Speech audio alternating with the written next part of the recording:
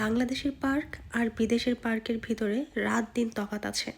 এই দেশের সব পার্কে আমার কাছে খুবই সুন্দর লাগে, ভালো লাগে। তার ভিতরে এই পার্কটা আমার কাছে খুবই পছন্দের একটা জায়গা।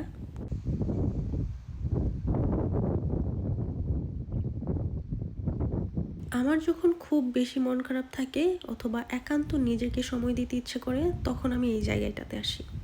কারণ একটাই, এটা খুবই নিরিবিলি আর সুন্দর একটা পার্ক। এখানে আপনাকে কেউ কিছু বলার মতো বা বিরক্ত করার মতো একটা মাছিও নাই। যে যার কাজ নিয়ে ব্যস্ত থাকে। কাজ বলতে কেউ কেউ এখানে হাঁটাহাঁটি করে, তারপর বাচ্চাদের নিয়ে আসে খেলাধুলো করার জন্য, আবার কেউ কেউ আসে আমার মতো একা বসে থাকার জন্য। তো চলেন হাঁটতে হাঁটতে দেখি ইতালির পার্কগুলো ভেতরে দেখতে কেমন হয়।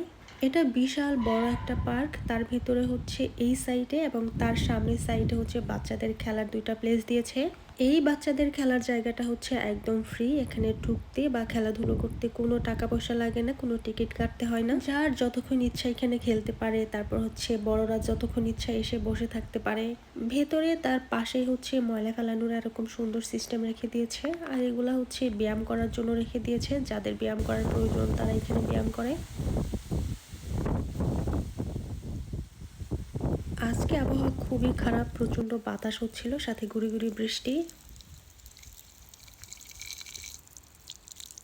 পার্কের ভেতর দিয়ে যারা আসা যাওয়া করে বা এখানে যারা হচ্ছে হাঁটাহাঁটি করতে আসে বা এমনি বসে থাকতে আসে, তাদের জন্য হচ্ছে এই পানির ব্যবস্থা করা। ইতালিতে শুধু পার্কের ভেতরে না, রাস্তাঘাটে হচ্ছে কয়েক ফিট বা কয়েক কিলোমিটার দূরে দূরে হচ্ছে এইভাবে পানির ব্যবস্থা করে রেখেছে। এগুলো হচ্ছে জৈতুন, অলিভ নামে আমরা যেটাকে চিনি বা জানি। পার্কের ভিতরে অসংখ্য গাছ আছে এরকম, তাও গাছগুলো অনেক বড় বড়, অনেক পুরানো গাছ। অথচ এখানে যারা আসে হাঁটাহাঁটি করে ভুল করেও একটা অলিভ ছিঁড়ে দেখে না, ধরে দেখে না। আমি দেখাচ্ছি এই গাছটা ঠিক কত বড় আর এখানে ঠিক কতগুলা গাছ আছে। ওই যে দূরে দেখা যাচ্ছে ওইগুলো কিন্তু সব অলিভ গাছ, আর এত পরিমাণে অলিভ ধরে আছে যা বলার বাহিরে।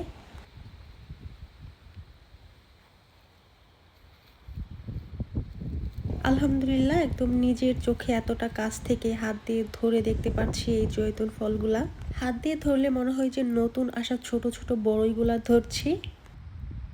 সামনে যতগুলা গাছ দেখা যাচ্ছে এগুলা কিন্তু সব ফুল গাছ। এখন কিন্তু কোনো ফুল নাই, সব ফুল একদম ঝরে গেছে।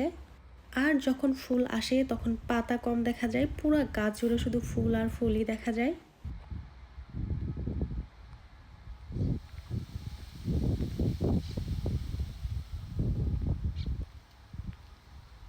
এইসব জায়গায় একা হাঁটতেও ভালো লাগে, সাথে যদি পার্টনার থাকে আরও ভালো লাগে।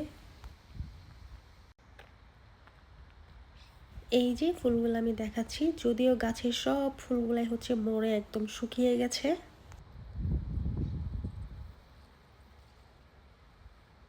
হঠাৎ দু একটা আছে, খুবই সুন্দর লাগে যখন ফুল থাকে।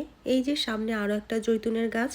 আপনারা চাইলে কিন্তু এই ফুল গাছগুলোর বীজ দেশে গিয়ে লাগিয়ে দিতে পারেন, এগুলার গাছ কিন্তু হয় দেশে। আমি এবার দেশে যাওয়ার সময় হচ্ছে কতগুলো ফুলের গাছের বীজ নিয়ে গিয়েছিলাম, আর সবগুলা গাছে কিন্তু হয়েছিল। আর অল্প কয়েকদিন পর হচ্ছে পুরা পার্কের নিচের ঘাসে হচ্ছে ফুল দিয়ে ভরে যাবে, বিভিন্ন কালারের ফুল থাকবে এখানে। বিশেষ করে কামোমিল্লা ফুল যেগুলো থাকে এগুলো একদম ঘাসের উপর ভরে থাকবে, হলুদ আর সাদা ফুল হয়ে। দূরে থেকে দেখলে মনে হবে যে ঘাসের উপরে সাদা বরফ পড়ে আছে। এইদিকে ঘাসগুলো একটু বড় হয়ে গেছে, ওরা হচ্ছে যারা কাজ করে ঘাস কাটার তারা কয়েকদিন পরই হচ্ছে এগুলা ঠিক করবে। ওই যে সামনে কয়েকটা গাছ কেটে রেখে দিছে। এই পার্কটার সাইডেই হচ্ছে অনেক বড় একটা ফুটবল খেলার মাঠ, ওইখানে হচ্ছে খেলাধুলা করো। ওইখানে ফ্রিতে খেলা যায় না, ওইখানে হচ্ছে মাসিকভাবে ভর্তি হয়ে তারপর খেলতে হয়। আমি কিন্তু অনেকটাই ঢালুতে নেমে এসেছি। এই পার্কটার সিস্টেম অনেকটা ছোটোখাটো পাহাড়ের মতো, বাট এরিয়া অনেক বড়। আমি এক পাশ থেকে আরেক পাশে চলে এসেছি। এই সাইডে এসে একটা ইন্টারেস্টিং জিনিস পেয়েছি, সেটা হচ্ছে এই খেজুর। আমি বেশ কয়েক সপ্তাহ আগে এগুলাকে একদম ছোট ছোট দেখেছিলাম, আজকে দেখে অনেকগুলা শেষই হয়ে গেছে। যেহেতু আশেপাশে কেউ নাই তাই সাহস করে হচ্ছে তিনটা খেজুর নিয়েছি। তিনটা আমি হিসাব করে নিইনি, টান দিয়েছি, তিনটাই এসেছে। টেস্টের কোনো ১৯-২০ চেঞ্জ নাই, আমাদের দেশের দেশি খেজুরগুলা যেই রকম লাগে সেম এরকম। সামনের ওই জায়গাটায় হচ্ছে স্টেজ করা হয় কোনো কনসার্ট বা হচ্ছে কোনো দেশীয় অনুষ্ঠান হলে, তখন দেশি বিদেশি যেই দেশের মানুষই হোক তাদের জন্য। আর এই পার্কটাতে কিছুদিন পরপরই হচ্ছে মেলা হয়ে থাকে। আর পুরা পার্ক জুড়েই হচ্ছে কিছুক্ষণ পর পর এই টাইপের বেঞ্চ দেওয়া আছে বসে থাকার জন্য। শুরুতে আমি বলেছিলাম হচ্ছে ২ সাইডে ২ টা পার্কের ব্যবস্থা আছে বাচ্চাদের জন্য।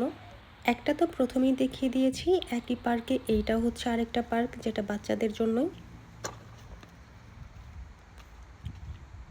এইটা আগেরটার থেকে ৩ গুণ বড় এরিয়ার ভিতরে।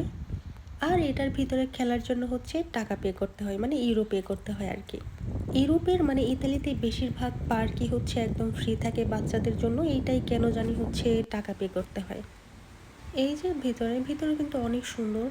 প্রথমে যে বলেছিলাম যে বাংলাদেশের পার্ক আর বিদেশের পার্কের ভিতরে একটা বড় তফাৎ আছে, সেটা কি নিজেরা বুঝতে পেরেছেন এতক্ষণে? আপনাকে দেখে একটা ব্যাড সাউন্ড দেওয়ার মতো সাহস এখানে কারণ নেই। দেশ আর বিদেশের পার্কের ভিতরে বড় পার্থক্যটাই হচ্ছে নিরাপত্তা আর শান্তি।